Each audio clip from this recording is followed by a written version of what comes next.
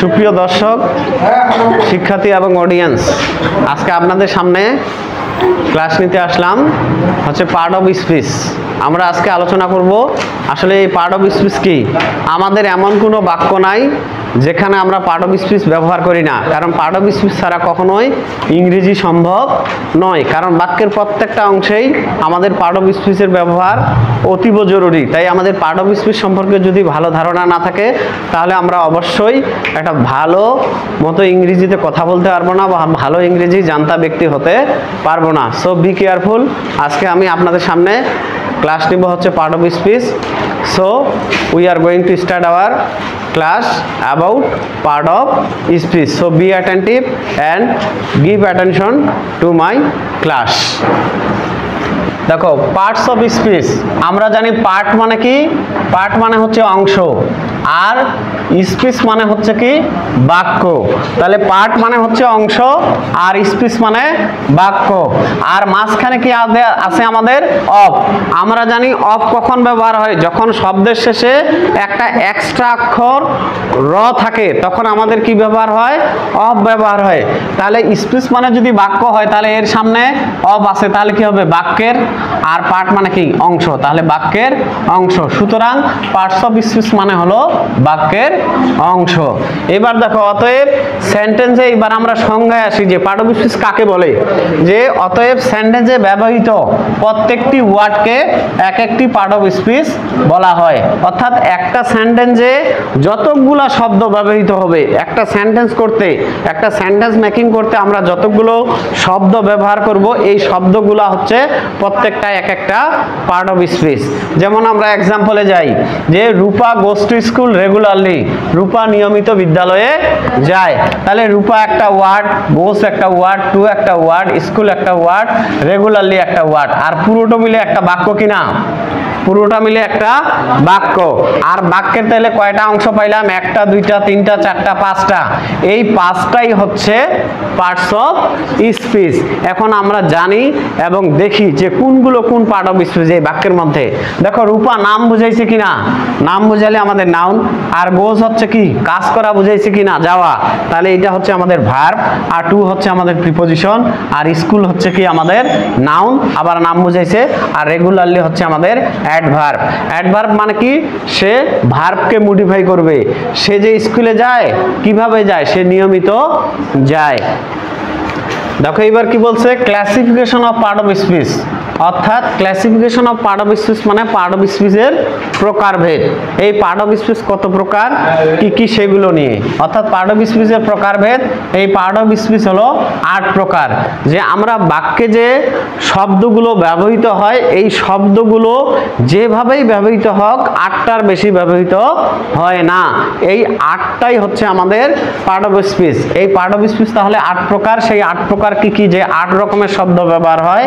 1 নম্বরে হচ্ছে নাউন, 2 নম্বরে হচ্ছে প্রোনাউন, 3 নম্বরে হচ্ছে কি অ্যাডজেক্টিভ, 4 নম্বরে কি ভার্ব, আর 5 নম্বরে অ্যাডভার্ব, আর 6 নম্বরে হচ্ছে প্রিপোজিশন, 7 নম্বরে হচ্ছে কনজাংশন, আর 8 নম্বরে হচ্ছে ইন্টারজেকশন। বলছে এই যে আমরা পার্ট অফ স্পিচ জানলাম 8 প্রকার, তাই কি না? কত প্রকার জানলাম? 8 প্রকার। এই 8 প্রকারের মধ্যে প্রথমটা আমাদের কি নাউন। নাউন মানে হচ্ছে কি বিশেষ্য। বাংলায় কি নাউন মানে বিশেষ্য। অর্থাৎ যে আমরা পার্ট অফ স্পিচ অর্থে ইংরেজিতে আর বাংলায় হচ্ছে পদ। বাংলায় হচ্ছে কি পদ। তো পদ হচ্ছে কত, 5 প্রকার। আর ইংরেজিতে কত প্রকার? 8 প্রকার। তো 8 প্রকারের মধ্যে প্রথম আমাদের কি নাউন। আর নাউন মানে হচ্ছে বিশেষ্য। বলছে কি যে ওয়ার্ড দ্বারা কোনো ব্যক্তি, বস্তু, প্রাণী, স্থান, দোষ বা গুণের নাম বোঝায় তাকে নাউন বলে। তাহলে যে ওয়ার্ড দ্বারা কি কোনো ব্যক্তির নাম বোঝাবে, ব্যক্তির নাম বলতে যেমন সালমা, রহিম, জামাল, করিম। তারপরে কিসের নাম? বস্তুর নাম। বস্তুর নাম বলতে কি চেয়ার, টেবিল, বেঞ্চ, ফ্যান, এগুলো বস্তু কিনা। তারপরে আবার কি প্রাণীর নাম। প্রাণী বলতে ছাগল, গরু, তাই কিনা, টাইগার ইত্যাদি নাকি। তারপরে স্থানের নাম ঢাকা, খুলনা, রামপুর নাকি। তারপর হচ্ছে নেত্রা পাহাড় নাকি। তারপরে দোষের নাম, দোষ বলতে কি করাপশন, দুর্নীতি, তাই কি না? তারপর হচ্ছে ক্রাইম, অপরাধ, এটা দোষের নাম। গুণের নাম কি? বিউটি, সৌন্দর্য, লাভ, ভালোবাসা, কাইন্ডনেস, দয়া, এগুলো হচ্ছে। অর্থাৎ তাহলে যে ওয়ার্ড দ্বারা কোনো ব্যক্তি, বস্তু, প্রাণী, স্থান, দোষ বা গুণের নাম বোঝায় তাকে নাউন বলে। অর্থাৎ সহজ কথায় কি? অর্থাৎ কোনো কিছুর নামকেই নাউন বলে। সহজ কথায় মনে রাখতে হবে, কোনো কিছুর নামকেই নাউন বলে। যে কোনো কিছুর নামকেই নাউন বলে। যেমন দিছে Rahim, Rupa, Dhaka, dog, water, mango, honesty, corruption. এবার নাউন আবার মূলত দুই ভাগে বিভক্ত। এবার যে এই নাউনটাকে আলোচনা করলাম, এই নাউনটা মূলত আবার কয় ভাগে বিভক্ত? দুই ভাগে বিভক্ত। এখন কি কি দেখো, এক নম্বরে হচ্ছে কনক্রিট নাউন। এক নম্বরে কনক্রিট নাউন। তো কনক্রিট নাউনটাকে আমরা একটু আলোচনা করি।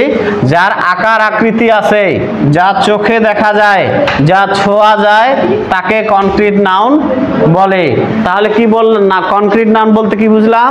যার আকার আকৃতি আছে, মানুষের আকার আকৃতি আছে কিনা, টেবিল চেয়ারের আকার আকৃতি আছে কিনা, এবং যা চোখে দেখা যায়, ফ্যান, মানুষ, এগুলা চোখে দেখা যায় কিনা যায়, এবং যা ছোঁয়া যায়, ছোঁয়া মানে টাচ করা যায় কিনা যায়, পানিকেও যা ছোঁয়া যায় তাকে কনক্রিট নাউন বলে। তাহলে যেগুলা পদার্থের আকার আছে, আকৃতি আছে, বা প্রাণীর বা স্থানের, এবং ছোঁয়া যায়, দেখা যায়, সেগুলো হচ্ছে কনক্রিট নাউন। যেমন রূপা, ওয়াটার, অয়েল, পিপল, ইটিসি। এবার দুই নম্বরে আসলো আমাদের অ্যাবস্ট্রাক্ট নাউন। দুই নম্বরে কি আসলো আমাদের? Abstract noun. এই অ্যাবস্ট্রাক্ট নাউন কি? যে যার আকার আকৃতি নেই, যার আকার আকৃতি নেই, যা দেখা যায় না, যাকে দেখা যায় না, যা ছোঁয়া যায় না, যা ছোঁয়াও যাবে না, শুধু অনুভব করা যায়। শুধু কি করা যায়? অনুভব করা যায়, তাকে অ্যাবস্ট্রাক্ট নাউন বলে। যেমন লাভ, ভালোবাসা কি দেখা যায়, ছোঁয়া যায়, স্পর্শ করা যায়? শুধু অনুভব করা যায়, তাই কি না? তারপর বলছি কি যে অনেস্টি, সততা, সততা কি দেখা যায়, ছোঁয়া যায়? শুধু অনুভব করতে হয়। তারপরে কি কাইন্ডনেস, দয়া, দেখা যায়, দেখা যায় না, ছোঁয়া যায়, শুধু অনুভব করতে হয়। দেখো, এই যে আমরা জানলাম যে নাউন প্রধানত দুই প্রকার, বা মূলত দুই প্রকার, একটা কনক্রিট নাউন আর একটা হচ্ছে অ্যাবস্ট্রাক্ট নাউন। এবার এই কনক্রিট নাউন আবার চার ভাগে বিভক্ত। কয় ভাগে বিভক্ত? চার ভাগে বিভক্ত। এক নাম্বার হচ্ছে প্রপার নাউন, দুই নাম্বার হচ্ছে কমন নাউন, আর তিন নাম্বার হচ্ছে কালেকটিভ নাউন, আর চার নাম্বার হচ্ছে ম্যাটেরিয়াল নাউন। তো এই চারটা নাউনের বিস্তারিত আলোচনা আমাদের আগামী ক্লাসে হবে, অর্থাৎ পার্ট অফ স্পিচের পার্ট 2 ক্লাসে হবে। এতদিন পর্যন্ত আপনারা সুস্থ থাকুন, ভালো থাকুন, নিজের প্রতি খেয়াল রাখুন এবং ক্লাসের প্রতি মনোযোগ দিন, আর ক্লাসটিকে ভালোভাবে দেখবেন। আর যদি ক্লাসটা ভালো লাগে অবশ্যই শেয়ার করবেন, কমেন্ট করবেন, রিয়াকশন করবেন। আজকে এ পর্যন্তই, সবাইকে শুভেচ্ছা।